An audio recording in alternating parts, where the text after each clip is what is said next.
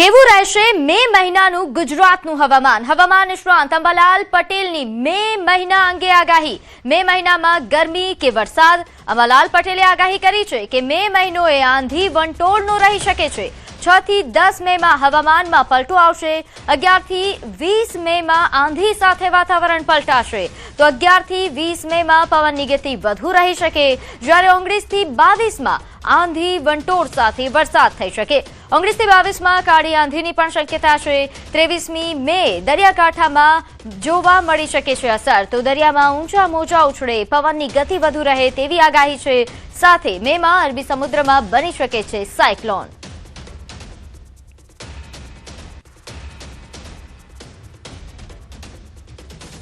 મે માસમાં તારીખ 6 થી 10માં પ્રી મોન્સૂન એક્ટિવિટીના કારણે હવામાનમાં પલટો આવવાની શક્યતા રહે છે.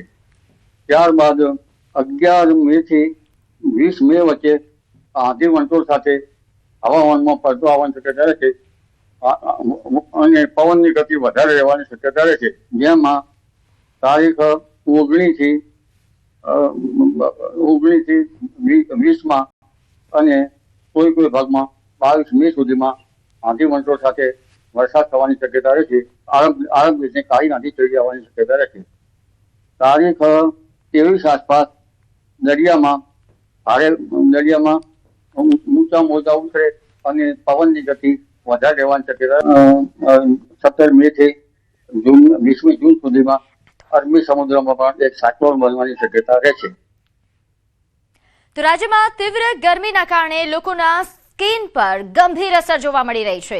તાપમાન વધતા સ્કિન સંબંધિત એટલે કે ત્વચા સંબંધિત સમસ્યાઓમાં નોંધપાત્ર વધારો થઈ રહ્યો છે, જેમાં ત્વચા કાળી પડવી, ઝીણી ફુલ્લીઓ તેમજ એલર્જી અને ફંગલ ઇન્ફેક્શનના કેસોમાં પણ વધારો નોંધાયો છે.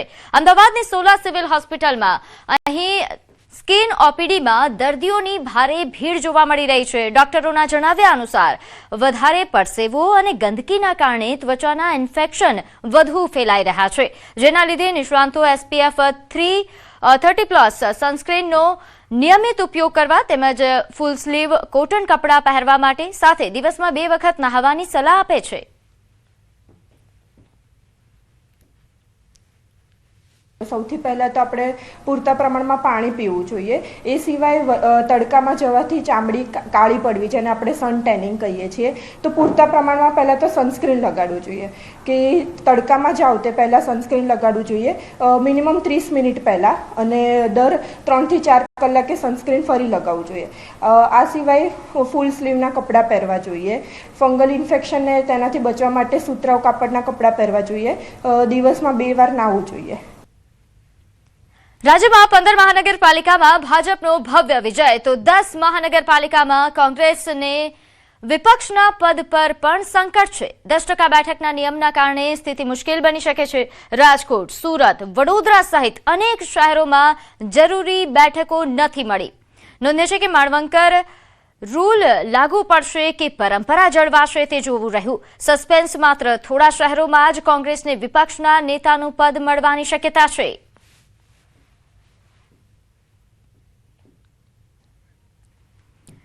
તો હાલ જે પ્રકારના પરિણામો આવ્યા છે 15 મહાનગરપાલિકા કે જેમાં ભાજપનો ભગવો લહેરાયો અને ઘણા એવા શહેરો છે કે જ્યાં વિપક્ષના સુપડા સાફ થયા. તો વધુ વિગત સાથે મારી સાથે સંવાદદાતા ગીતા જોડાઈ ગયા છે.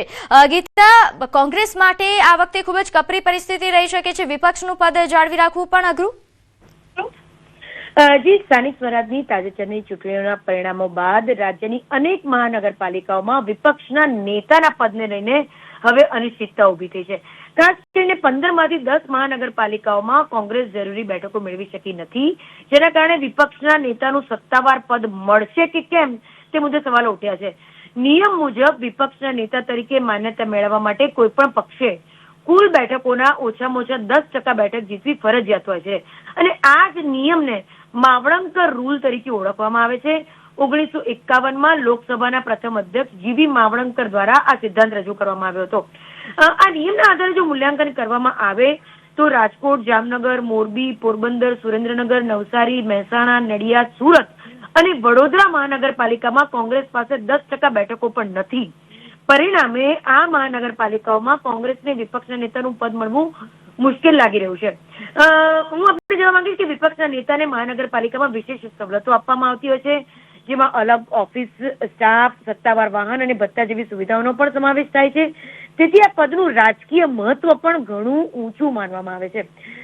જોકે ગુજરાતમાં મહાનગરપાલિકાઓના સંચાલન માટે અલગ નિયમો પણ અમલમાં હોય છે અને કેટલાક કિસ્સાઓમાં લોકશાહી પરંપરા જાળવવા માટે બહુમતી ધરાવતી પાર્ટી વિપક્ષને આ પદ આપતી રહી છે. એટલે માની લો કે સીટ આવે કે ના આવે, જરૂરી તો પણ આપતી રહી હોય છે.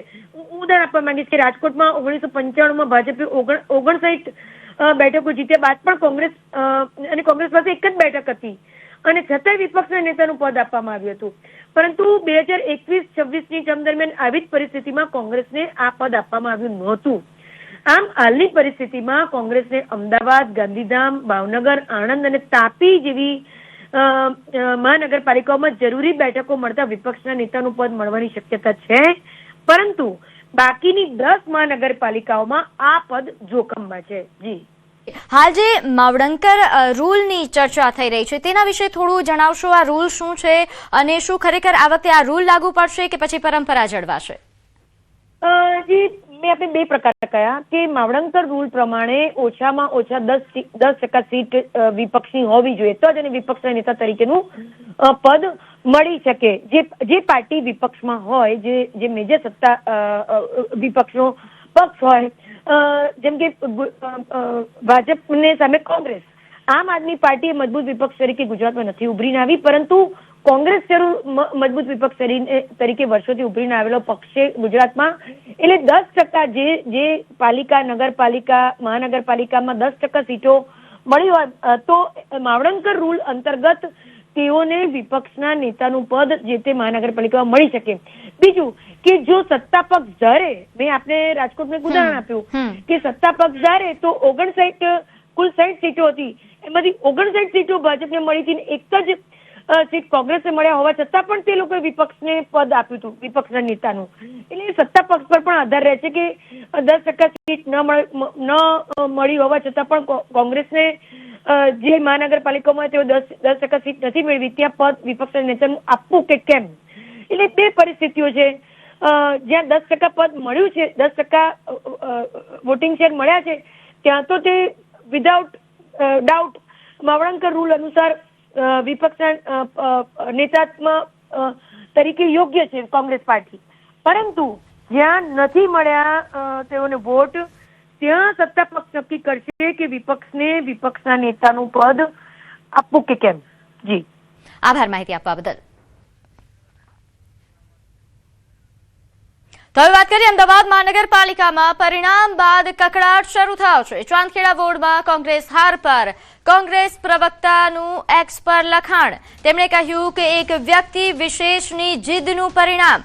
તો હાલ આ તેમનું જે ટ્વીટ છે તે ખૂબ વાયરલ થઈ રહ્યું છે, જ્યાં અંદરના જે ડખા છે તે હવે ઉભરીને બહાર આવી રહ્યા હોય તે પ્રકારનું જાણવા મળી રહ્યું છે. જિગ્નેશ મેવાણી અંગે આ પ્રકારનું ટ્વીટ થયું હોય તેવી હાલ અટકળો પણ થઈ રહી છે.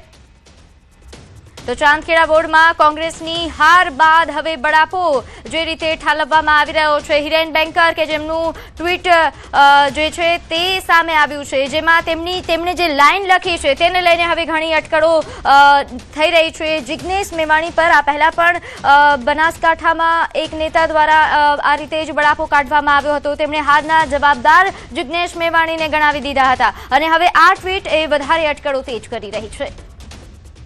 તો વધુ વિગત સાથે મારી સાથે સંવાદદાતા પ્રણવ જોડાઈ ગયા છે. પ્રણવ, કોંગ્રેસમાં અંદરો-અંદર ડખાના સમાચારો તો ઘણા સમયથી સામે આવી રહ્યા હતા, પરંતુ હવે આ ટ્વીટ બાદ એ પરિણામ એ જે છે સાબિત થઈ રહ્યું છે. જે રીતે મહાનગરપાલિકામાં પરિણામ નિરાશાજનક કોંગ્રેસ પાર્ટી માટે આવ્યું છે, ત્યારે કોંગ્રેસ પાર્ટીના જે નેતા એટલે કોંગ્રેસ પાર્ટીના પ્રવક્તા જે છે ડોક્ટર હિરેન બેંકર, તેઓએ પોતાના સોશિયલ મીડિયા પ્લેટફોર્મ ઉપર સ્પષ્ટપણે લખ્યું છે કે કોઈ એક વ્યક્તિની જીદના કારણે આજે ચાંદખેડાની પેનલ છે તે હારવાનો વારો આવ્યો છે. કારણ કે અગાઉ પણ ચાંદખેડાની અંદર કોંગ્રેસ પાર્ટી પોતાના એક ઉમેદવાર શ્રી કેસરી રમેશ ચૂંટાતા આવતા હતા, પરંતુ આ વખતે તે પણ એ ચૂંટાયા નથી. તેથી તેઓએ સ્પષ્ટપણે લખ્યું છે અને સાથે જ ખુદ ડોક્ટર જે હિરેન બેંકર છે, એ હિરેન બેંકર એ દાવેદાર હતા તે ચૂંટણીની અંદર, પરંતુ જે રીતે હાર થઈ છે કોંગ્રેસ પાર્ટીની ચાંદખેડા વોર્ડની અંદર, સમગ્ર ગુજરાતની અંદર, ત્યારે તેઓ અહીં જે લખ્યું છે તેની અંદર સીધી રીતે જિજ્ઞેશ મેવાણીના જે સમર્થક છે સુબોધ તેમને ટિકિટ આપવામાં આવી હતી. તેના જ કારણે કદાચ આ પેનલમાં હાર થઈ છે તેવું સ્પષ્ટપણે છે. સાથે જ જે રીતે પેરાશૂટ ઉમેદવાર પસંદ કરવામાં આવ્યા છે તેના કારણે પણ કોંગ્રેસ પાર્ટીને ત્યાં હાર થઈ છે તે પ્રકારનો દાવો છે તે હાલ અહીં કરવામાં આવી રહ્યો છે. જી આભાર માહિતી આપવા બદલ.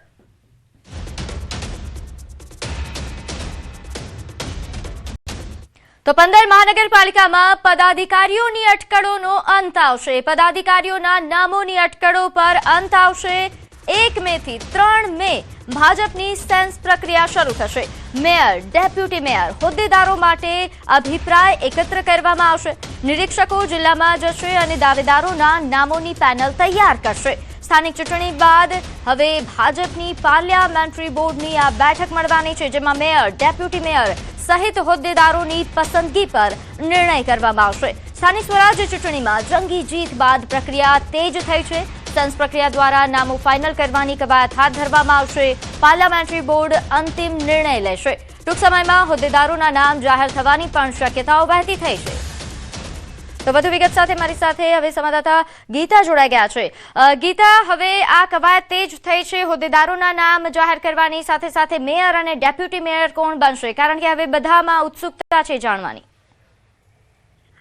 ઉત્સુકતાની સાથે સાથે લોબિંગ પણ શરૂ થઈ ગયું છે. હું આપને એવું કહેવા માંગીશ, ફ્રેન્ડ્સ, પહેલા આમાં કેવું બને કે પાર્લામેન્ટરી બોર્ડની બેઠક યોજાતા પહેલા યોજાય, સ્થળે જાય, ત્યાંના સ્થાનિકો, કાર્યકર્તાઓ, લોકો પાસેથી સેન્સ લે કે 10 જણા જીતે છે તો 10 માંથી કોને મેયર બનાવવા જેવા છે, ડેપ્યુટી મેયર બનાવવા જેવા છે,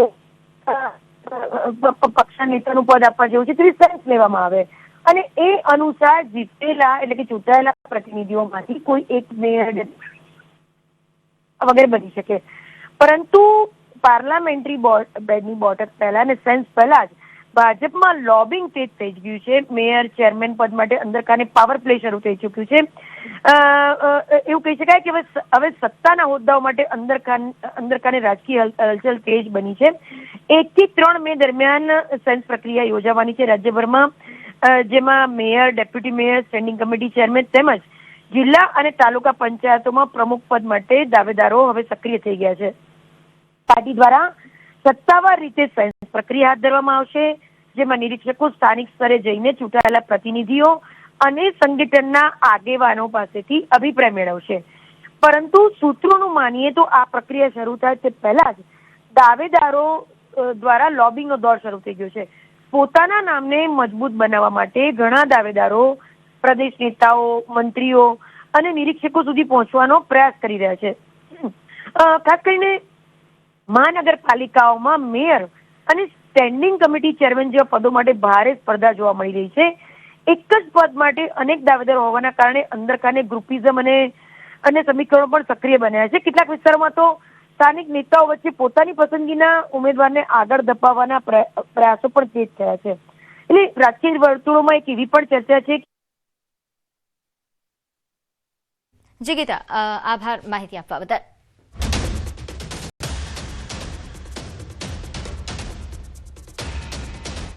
આગળ વાત કરીએ છોટાઉદેપુરના નસવાડીના ગઢ બોરિયાદ ગામે ચોંકાવનારી ઘટના સામે આવી, જ્યાં લૂંટના ઈરાદે ઘરમાં ઘૂસી અજાણ્યા શખ્સોએ વૃદ્ધાની હત્યા કરી. આરોપીઓએ વૃદ્ધાની હત્યા કરી તેને પગમાં પહેરેલા ચાંદીના કડા કાઢવા માટે બંને પગ પણ કાપી નાખ્યા. ગઢ બોરિયાદ ગામના પ્રવેશ માર્ગ પર મુખ્ય રોડ પાસે કાચા ઝૂંપડામાં રહેતી વૃદ્ધ મહિલા જે એકલી રહેતી હતી ત્યારે આ બનાવ બન્યો. ઘટનાની જાણ થતાં જ નસવાડી પોલીસ ઘટના સ્થળે પહોંચી અને લૂંટનો ગુનો નોંધી વધુ તપાસ હાથ ધરી. મેં જોયું એટલે કલ્લા હતા જ નહીં અને પગ કપાઈ ગયા હતા અને પછી પોલીસને જાણ કરી એટલે પોલીસ આવી. ત્યાં આરોપીને કડક સજા મળે એવી અમારી માંગ છે. તો અજાણ્યા શખ્સોએ વૃદ્ધાની આ પ્રકારે ક્રૂર હત્યા કરી, જેને લઈને હવે ચકચાર મચી છે. પોલીસે પણ ચક્રો ગતિમાન કર્યા છે આ લૂંટારુઓને શોધવા માટે. સમાચારોમાં હાલ સમય થયો છે એક નાનકડા વિરામનો.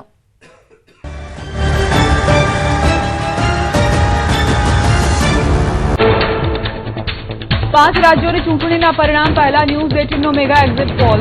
તમિલનાડુ, કેરળ, પશ્ચિમ બંગાળ, અસમ અને પુડુચેરીના અલગ અલગ રુઝાન. અસમ સહિતના કેટલાક રાજ્યોમાં સ્પષ્ટ બહુમતી.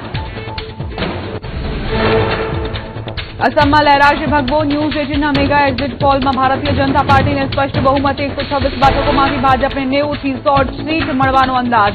કોંગ્રેસને 23 થી 33 જ્યારે એઆઈયુડીએફને મળી શકે 6 જેટલી બેઠક.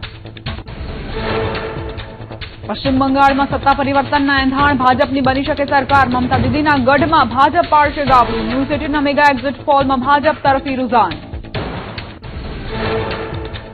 એક્ઝિટ પોલ મુજબ પશ્ચિમ બંગાળમાં 294માંથી પહેલા ફેઝમાં ભાજપને 88 થી 98 બેઠકો મળવાનું અનુમાન. ટીએમસીને મળી શકે 51 થી 61 બેઠકો.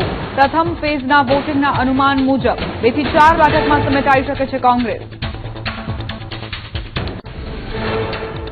આગામી 7 દિવસ વાતાવરણ સૂકું રહેવાની હવામાન વિભાગની આગાહી. આગામી 3 દિવસમાં 2 થી 3 ડિગ્રી ઘટશે તાપમાન. 3 દિવસ 40 થી 43 ડિગ્રી તાપમાન રહેવાનું અનુમાન.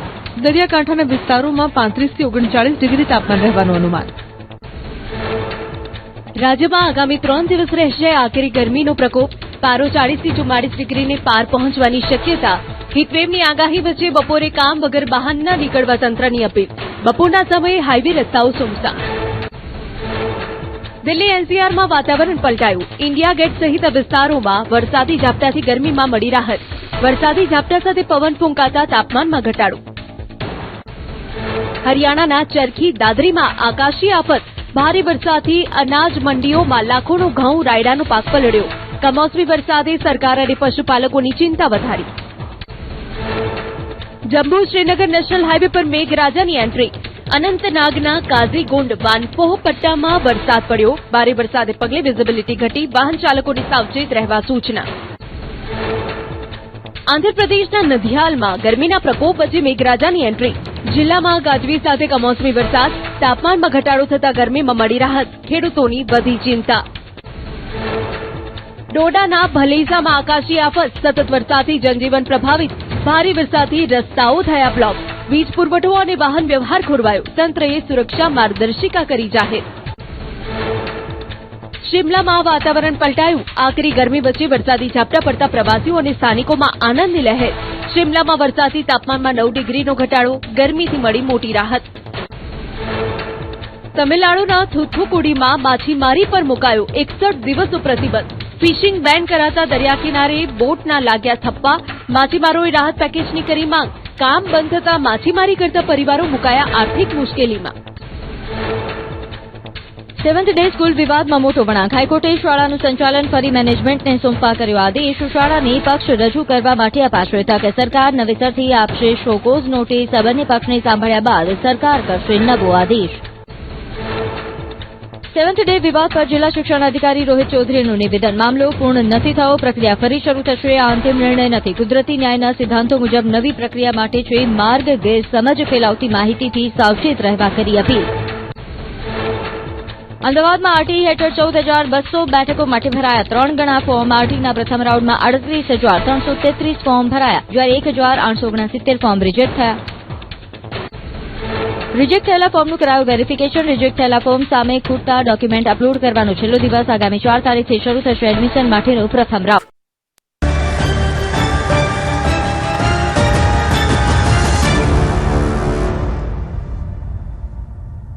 વિરામ બાદ આપનું સ્વાગત છે. આગળ વાત કરીએ સ્થાનિક સ્વરાજ્યની ચૂંટણીમાં ભવ્ય વિજય બાદ ભાજપ પ્રદેશ પ્રમુખ જગદીશ વિશ્વકર્મા અને વન પર્યાવરણ મંત્રી પ્રવીણભાઈ માણી વહેલી સવારે શક્તિપીઠ અંબાજી મંદિર પહોંચ્યા, જ્યાં જગદીશ વિશ્વકર્માએ મા અંબાના ચરણોમાં શીશ ઝુકાવી આશીર્વાદ મેળવ્યા અને મંદિર પર ભવ્ય ધ્વજારોહણ કરી વિજયનો હર્ષ વ્યક્ત કર્યો. મંદિર ટ્રસ્ટ દ્વારા તેમનું ઉષ્માભર્યું સ્વાગત કરવામાં આવ્યું. ત્યારબાદ તેમણે મુખ્ય પૂજારી ભટ્ટજી મહારાજની ગાદીએ જઈ આશીર્વાદ મેળવ્યા. મંદિરના ચોકમાં કાર્યકર્તાઓ સાથે ફોટો સેશન પણ કરાવ્યો. પ્રદેશ અધ્યક્ષ બનતાની સાથે જ માતાજીના ચરણોમાં આશીર્વાદ લઈ પ્રાર્થના કરી અને ગુજરાત ભ્રમણની શરૂઆત કરી હતી. અને મા અંબા આ આશીર્વાદ ફળ્યા છે અને સમગ્ર ગુજરાતની અંદર જ્યારે ભગવો લહેરાયો છે, ફરીથી માતાજીના ચરણોમાં પ્રાર્થના કરવા ગુજરાતની 6.5 કરોડ જનતા, દેશની 140 કરોડ જનતાના સુખાકારી માટે પ્રાર્થના પણ કરી છે. તો અમદાવાદ સહિત સમગ્ર રાજ્યમાં તીવ્ર ગરમીનો પ્રકોપ સતત વધી રહ્યો છે, જેના કારણે લોકોના આરોગ્ય પર ગંભીર અસર જોવા મળી રહી છે. છેલ્લા એક મહિનામાં રાજ્યભરમાં 1800થી વધુ લોકોને ગરમી સંબંધિત સમસ્યાઓનો સામનો કરવો પડ્યો, જ્યારે માત્ર અમદાવાદમાં જ 358 લોકો પર ગરમીની અસર થઈ. 108 ઇમરજન્સી સેવામાં હીટ રિલેટેડ કુલ 1831 કેસ નોંધાયા. અમદાવાદમાં એપ્રિલ મહિનામાં 327 હાઈ ફીવરના કેસ નોંધાયા છે, જ્યારે સમગ્ર ગુજરાતમાં એપ્રિલ દરમિયાન 1500થી વધુ હાઈ ફીવરના કેસ નોંધાયા. આ ઉપરાંત 46 લોકો ડિહાઇડ્રેશનનો શિકાર બન્યા. 76 લોકોને વોમિટિંગની સમસ્યા થઈ તો 36 લોકોને પેટમાં દુખાવાની અસર નોંધાઈ. તબીબોએ લોકોને ખાસ સાવચેતી રાખવા અને પૂરતું પાણી પીવા તેમજ બપોરના સમયમાં બહાર ન નીકળવાની સલાહ આપી છે.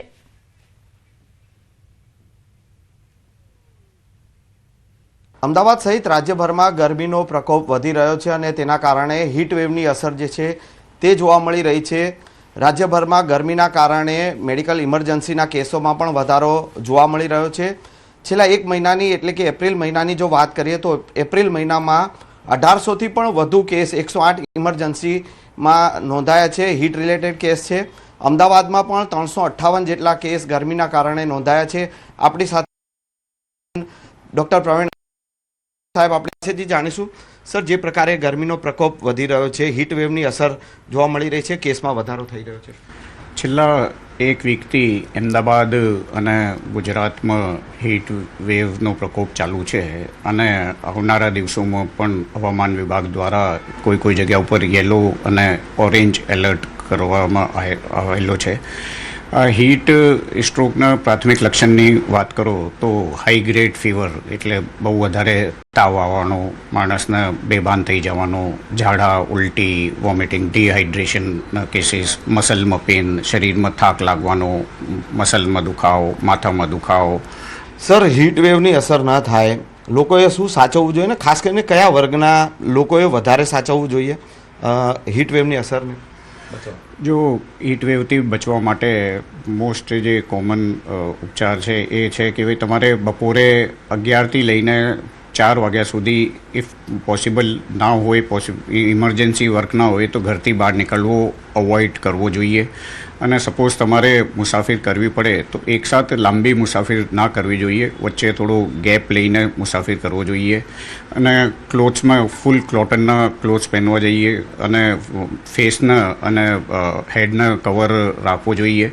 અને મૂળ ડિહાઇડ્રેશનથી બચવા માટે દરેક થોડી વારમાં લીંબુ શિકંજી, શરબત, ORS સોલ્યુશન, દહીં, છાશ, લસ્સી, ગમે તે જે પણ લિક્વિડ નિયર બાય અવેલેબલ હો આનો ઉપયોગ બહુ વધારે કરવો જોઈએ. અને જે લો ઇમ્યુનિટીના ગ્રુપ્સના પેશન્ટ્સ છે, નાના બાળકો, pregnant lady, senior citizen, diabetes, blood pressure, heart, kidney, cancer, એ સબગ્રુપ્સને થોડો વધારે ખ્યાલ રાખવો જોઈએ. હજુ પણ આગામી 8 થી 10 દિવસ સુધી ગરમીનો પ્રકોપ અને હીટવેવની અસર જે રહેવાની છે, ત્યારે લોકોએ ગરમીથી બચવા માટે અને ખાસ કરીને જે ઇમરજન્સી કેસો જે વધી રહ્યા છે તો તેનાથી બચવા માટે વધુને વધુ લીંબુ શિકંજી કે પાણી પીવું જોઈએ. અને બને ત્યાં સુધી ગરમી ખાસ કરીને 12 થી 4ના સમયમાં કે જ્યારે ગરમીનો પ્રકોપ વધારે હોય છે તો તેવા સમયે બહાર નીકળવાનું ટાળવું જોઈએ તેવી સલાહ જે છે તે તબીબો આપી રહ્યા છે. કેમેરામેન ખેંગાર રાઠોડ સાથે સંજય ટાંક, ન્યૂઝ 18 ગુજરાતી, અમદાવાદ. વડાપ્રધાન નરેન્દ્ર મોદી 11 મેના રોજ ગુજરાતની મુલાકાતે આવી રહ્યા છે, જેને લઈને રાજ્યમાં રાજકીય અને વહીવટી ચહલપહલ વધી ગઈ છે. તેઓ સોમનાથ મંદિર ખાતે અમૃત મહોત્સવમાં હાજરી આપશે, જે ઐતિહાસિક અને ધાર્મિક રીતે વિશેષ મહત્વ ધરાવે છે. ત્યારબાદ ગાંધીનગરમાં યોજાનારી બ્રિક્સ બેઠકમાં ભાગ લેશે, જ્યાં વૈશ્વિક મુદ્દાઓ પર ચર્ચા થશે. વડોદરામાં સરદારધામ પ્રોજેક્ટનું લોકાર્પણ તેમના હસ્તે કરવામાં આવશે. સાથે જ તાજેતરમાં ચૂંટાયેલા જનપ્રતિનિધિઓ સાથે બેઠકની પણ શક્યતા છે, જે રાજ્યની આગામી રાજકીય અને વિકાસની દિશા માટે મહત્વપૂર્ણ બની શકે છે.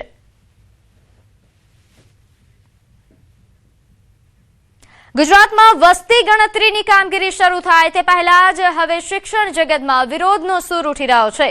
ગુજરાત રાજ્ય અધ્યાપક મંડળ દ્વારા આ કામગીરી સામે સખત વાંધો ઉઠાવતા શિક્ષણ વિભાગને લેખિત રજૂઆત કરી છે. અધ્યાપકોનું કહેવું છે કે હાલનો સમય પરીક્ષાઓ, પરિણામો અને નવી પ્રવેશ પ્રક્રિયા માટે અત્યંત મહત્વનો છે. તાજેતરમાં વસ્તી ગણતરીના આદેશો કરવામાં આવે છે. અમે 1 મહિના પહેલાં વસ્તી ગણતરી વિભાગને રજૂઆત કરી હતી કે રાજ્યના અધ્યાપકો શિક્ષણની કામગીરીમાં જોડાયેલા છે. તાજેતરમાં પરીક્ષાઓ લેવાઈ રહી છે, પરીક્ષાઓના મૂલ્યાંકન થવાના છે, પ્રેક્ટિકલ પરીક્ષાઓ છે, પ્રેક્ટિકલ પરીક્ષાઓ બાકી છે. ત્યારે એવા સંજોગોમાં આ વસ્તી ગણતરીની કામગીરી સોંપવી નહીં જોઈએ અને એના માટે અમે વિનંતી કરી હતી કે અધ્યાપકોને શિક્ષણ સિવાયની જે કામગીરી સોંપવામાં આવે છે તેમાંથી બાકાત રાખવા જોઈએ.